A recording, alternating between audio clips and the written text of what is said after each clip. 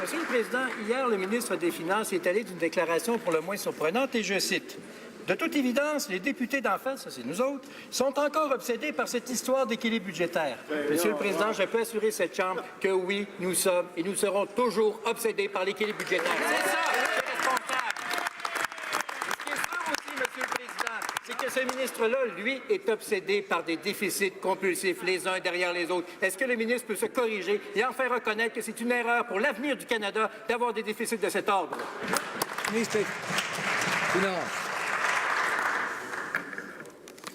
Monsieur le Président, notre priorité est de faire des investissements. Il y a 6 mois, les Canadiens ont choisi optimisme, pas pessimisme. Les Canadiens ont choisi de faire des investissements pour faire croître l'économie, pas d'avoir un budget équilibré à tout prix. Donc nous allons faire des choix qui sont bons pour les Canadiens, qui vont croître l'économie canadienne pour maintenant et pour l'avenir.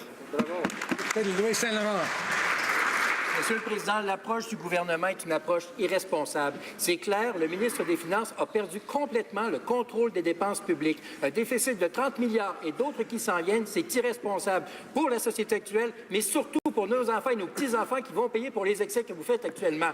Quand le gouvernement va-t-il enfin prendre contact avec la réalité et arrêter d'endetter nos petits-enfants? Oui. Ministre des Finances.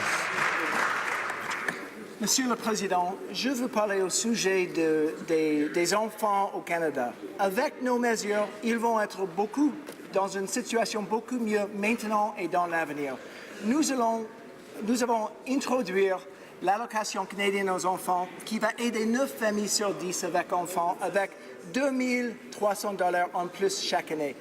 L'avenir va être meilleur pour les enfants d'aujourd'hui parce que nous allons faire des investissements maintenant pour eux.